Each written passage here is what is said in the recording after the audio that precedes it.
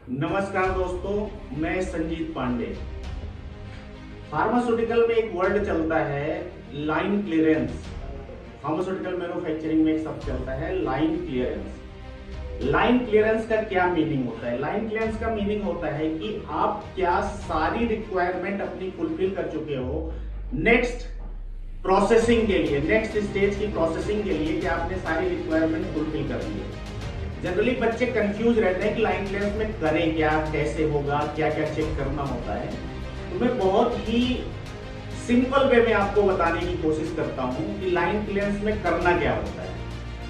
देखिए, main material, machinery और environment, ये चार चीजें होती हैं। आप ये चार चीजें याद कर लो।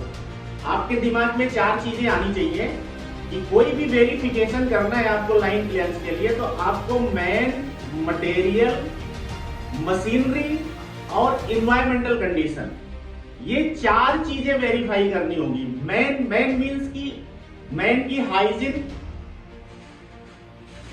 उस इंसान की प्रॉपर गाउनिंग सिस्टम, वो कोई कंटामिनेशन तो नहीं कर रहा है।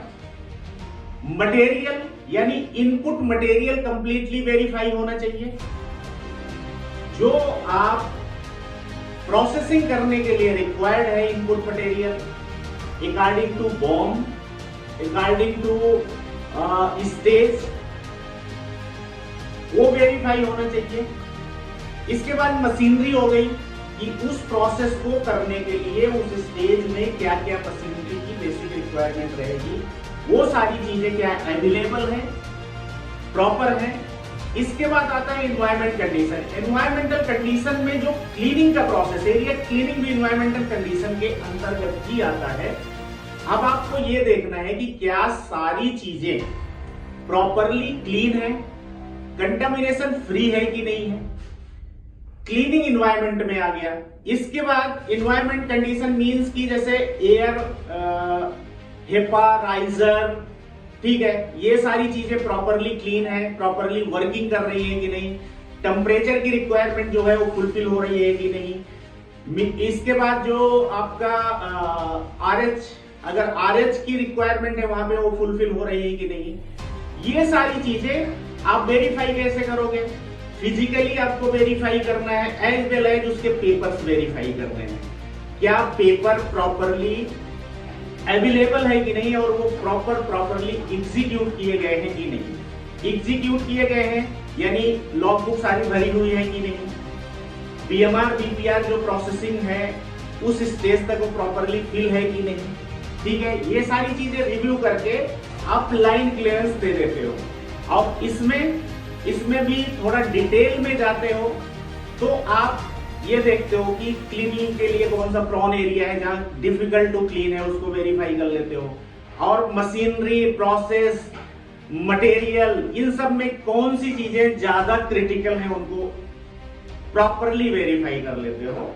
एक बार और बताता हूं कि आप ये चीज ध्यान रखिए, मैन, मटेरियल, मशीनरी और एनवायरमेंट कंडीशन। अब इसमें डिटेल में क्या क्या है, मैन में, मटेरियल में, मशीन में और एनवायरमेंट कंडीशन में, उसको आपको वेरीफाई कर लेना है। और उसके बाद आपको लाइन क्लियरेंस कर देना है कि भाई आप आगे प्रोसेस के लिए ओके हैं, आप सारी प्रोसेस को कंप्लीटली कर लिए हैं, तो आप आगे जा सकते हैं, कंप्लायंस मोड में है। ये होता है बेसिकली लाइन क्लियरेंस। ये प्रोडक्शन को भी पता होना चाहिए, जो ऑपरेटर है, जो हेल्पर वहां काम कर रहा है, जो ऑफिसर काम कर रहा है, उसको भी पता होना चाहिए।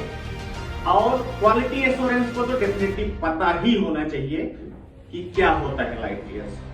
होप आप लोगों को समझ आया होगा कि फार्मास्यूटिकल में लाइन क्लियरेंस होता क्या है, ठीक है।